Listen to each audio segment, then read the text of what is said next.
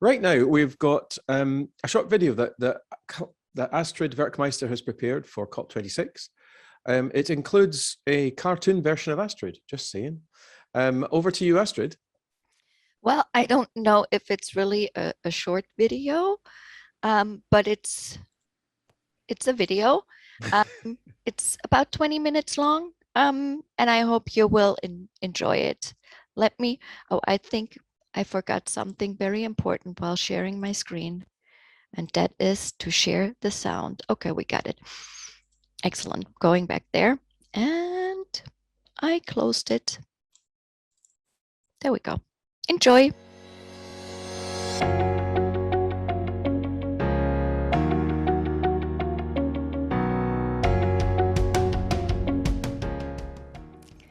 Hello and welcome to my lecture about climate change from space. Satellites have seen it all. My name is Astrid Werkmeister and I'm a teaching associate within the Department of Electronic and Electrical Engineering at the University of Strathclyde. Before we start, let me just give you two definitions so that you know what I mean when speaking about satellites and remote sensing. A satellite in general is a mass which is circulating a mostly bigger mass. So when it comes to natural satellites, you can say that our moon is a natural satellite to the Earth. The satellites that I'm actually referring to in this lecture are artificial, basically man-made. It is technology that people intentionally put into orbit around Earth. The next definition is remote sensing. Remote sensing is a measurement technique of detecting and monitoring the physical characteristics of an area by measuring its reflected and emitted radiation at a distance. What does this actually mean? Well, imagine you're standing in a pitch black room. You really cannot see anything. You reach out your hands and start walking slowly. Your hands touch a wall, so they are feeling, sensing that there is a wall. Now we turn on the light, and this light reaches the wall and bounces back and reaches your eyes. Your eyes are seeing, which is also sensing, this wall. And because your eyes are not in contact with that wall, they are remotely sensing this wall. And that is the basic principle of remote sensing. Just when we're using satellites, we are looking from very, very far away, and we are using highly sophisticated cameras to do so. Now, satellites have been orbiting the Earth for over 60 years now and have been observing us, our doings, and more appropriate, our climate ever since. But what is actually climate and why should we care about it? To answer this first part of the question, to be fair, climate can be kind of vague. And when used in media, it's a very vague description. I can tell you that climate is basically a generalization of how the weather is at a specific place. Let me explain this with an example. People say that the weather in Scotland is usually cold and rainy. What they actually mean is that the climate is relatively cold and wet in Scotland. This is kind of true, but we do have our days of sunshine and warmth. Nevertheless, speaking from a climate science point of view, this is a correct statement. Because when you look at the temperature measurements in Glasgow, for example, for the past 140 years, the average air temperature, that means the most common air temperature in each year, is between 5.7 degrees Celsius, which was the coldest year on record in 1892, and 8.4 degrees Celsius, which is so far the hottest year on record in 2015. Now, each value on this dark blue line here is a representation of 52 air temperatures that have been averaged each week. That means that, for example, the dot representing 2010 contains actually 52 values, where each value here represents 7 values for each day of the week. And on each day of the temperature has been measured at least every 3 hours. That means that with about 8 measurements per day and 7 days a week, we can say that each dot here represents 56 measurements. This brings us back to our first graphic, where we can now say that each dot of the dark blue curve represents a year worth of measurements. So 2,912 measurements. If you look now at the entire graph, you get information that is worth 407,680 measurements.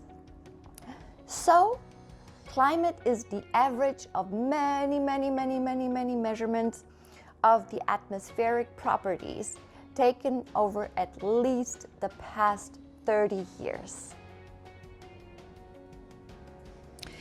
Now that we know what climate is, why do we need to care about it and protect it? You might have heard on TV or at school that we currently have a climate emergency. The truth is that what we are currently observing in our climate is a change that we have never seen before, and especially not at such a fast speed. Climate paleologists, who are kind of the historians of climate, have found that the air temperatures have changed in the past 20,000 years, but never have they increased so drastically in such a short time frame than in the past 50 years. We actually need our climate to stay the way that it currently is, because these are the conditions on Earth that made human life possible. And since we know that humans are responsible for the current climate change, we know that we can also change it back, or at least prevent the worst from happening to us. So one thing that we can do first of all is to observe our atmosphere. And what's the best way to observe the atmosphere everywhere on Earth? With satellites, of course. So depending on your satellite, you get different instruments on them to observe the Earth. These instruments can be passive or active. This means that they either need some kind of radiation coming from the Earth to capture an image, or they use their own source of radiation. This difference can also be explained with the example of a camera. So when you are only using your camera without the flash, your camera is sensing the light that is reflected by an object, or in our case of satellites, they are sensing the sunlight that is reflected from the Earth and its atmosphere. The same case is true when you are using one of these contactless thermometer guns. They are passive sensors that measure the heat of the skin, which is emitted radiation of the body. By pointing such a contactless thermometer at somebody's forehead, we can find out if that person has a fever. This is the same principle for the infrared sensors on board of satellites. They measure the Earth's and the atmosphere's temperature. So temperature is some kind of radiation, which is infrared radiation, and everything that we can see with our eyes is visual radiation. So let's have a look at some satellite images from the Earth and compare what we can see in the visual spectrum and the infrared spectrum. So here we have now an example on the left-hand side what our Earth looks like in the visual spectrum. During the day, we can see plenty of things, but once the sun sets, we kind of have a problem. Without sunlight, the Earth does not give us any information anymore on the visual spectrum.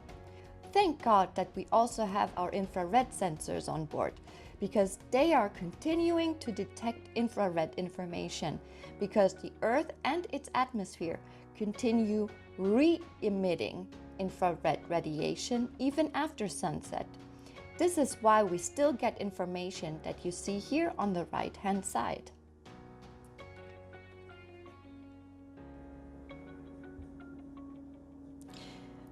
Both visual and infrared radiation are part of the electromagnetic energy spectrum. This is basically all the different kinds of radiation that the sun creates or emits. These different radiations are sorted according to their wavelength, frequency, and also energy. The graphic you see here describes the entire electromagnetic spectrum. We have already seen the visible and infrared spectrum. And another way to classify these radiations is by their wavelength. For now, picture radiation as an ocean wave. If the distance between two waves is smaller than the length of the ship barely feels that there are waves. But once they reach a certain wavelength, so that the distance between the top of the waves increases, the ship passengers of the ship will probably get seasick. And this is the same principle with radiation. Depending on the wavelength of your radiation, you get an interaction with things that are about the same size as your wavelength. So when it comes to our atmosphere, which is mostly composed out of water droplets, particles, and molecules, we can use infrared radiation since its wavelength is approximately the same size as all the things we can find in our air. On a side note, a general rule is that the shorter the wavelength, the higher the frequency, and also the higher the energy, and in conclusion, the more dangerous the radiation is for our body. What I like to show you now are some measurements from the Aqua satellite mission. Aqua is an American satellite and operated by NASA, which is the National Aeronautics and Space Administration. This mission was mainly designed to collect information on Earth's water cycle, including evaporation from the oceans, water vapor in the atmosphere, clouds, precipitation, soil moisture, sea ice, land ice, and snow cover on the land and ice. But it also measures radiative energy fluxes, aerosols, vegetation cover on the land, phytoplankton and dissolved organic matter in the ocean, as well as air, land, and water temperatures. And it is the air temperature measured by this mission that I would like to show you. What you see here is an animation of the monthly averaged air temperature over Greenland, here on the top left, Europe, and the African continent, starting in January 2019 until August 2021, so last month. The temperatures are shown in degrees Celsius. It is nicely shown how the seasonal temperatures change between cold, in the blue colors, and warm, which are the red colors. In the northern areas of Africa, you can even get these purple colors, which means that the temperatures there are sometimes above the scale that we have here, so above 46 degrees Celsius. This is kind of unbearable for humans. Another variable that we can get from the same satellite mission is carbon dioxide. As you probably know, carbon dioxide is one of the greenhouse gases that is responsible for the warm temperatures on Earth. Starting with the industrialization, humans put extra carbon dioxide into the air, which does have an effect on our natural greenhouse effect. With satellites, we can now observe where most of the carbon dioxide is and how it is transported over the globe. In this animation, you can see now the monthly average carbon dioxide content in the atmosphere in parts per million volume. As a reference, before the industrialization, the carbon dioxide content in the atmosphere was on average 280 parts per million volume. And as you can see here, the scale starts at 390 ppmv, which is already 110 ppmv higher than 150 years ago. The animation here shows now monthly average values starting January 2014 until February 2017. Unfortunately, I couldn't find any data that was more recent, but what you can see here already is a continuous rise in carbon dioxide concentration over these 2 years.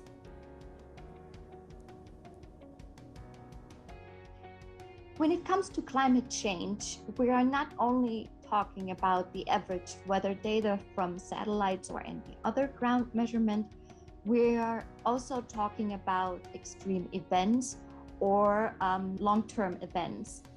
So you can use satellite data, for example, to monitor deforestation or rural development, but you can also use satellite data for disaster management. For example, after an earthquake, storms, or flooding from tsunamis. And what I want to show you after a few examples is how you can access this data yourself.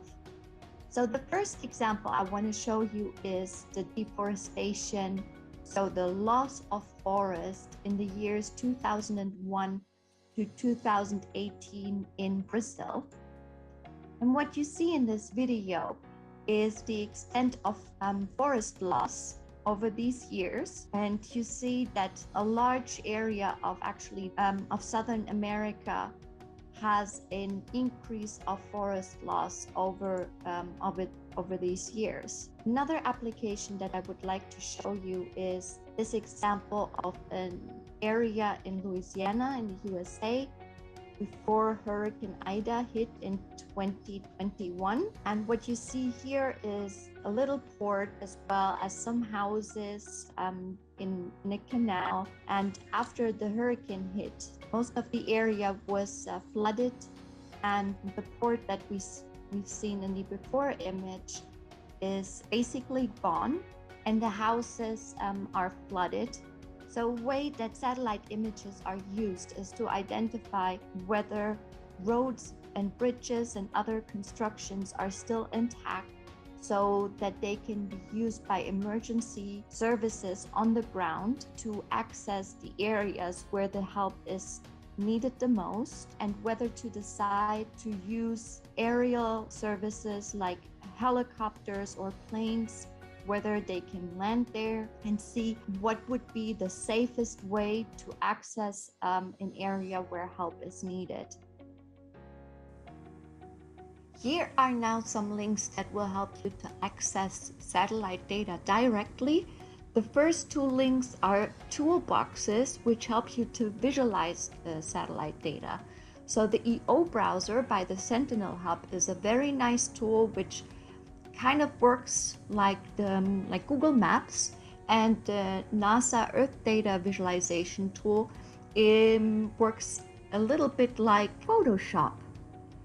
So you can visualize and analyze your satellite data as you want to. So this is it from me today. I'm still available now in the Q&A. So please don't hesitate to ask me any questions related to climate change and satellite data. You can also follow me on Twitter. My handle is SatelliteAstrid, or send me an email to astrid.werkmeister@strath.ac.uk. Thank you so much for listening.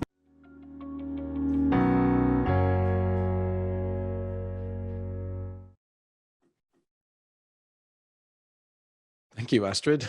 That was great. I need to find out how to make a cartoon version of myself. I think we need to have a chat at some stage. That was really super. Thank you so much. Now, hang on, I've just lost track of my screen. There we go.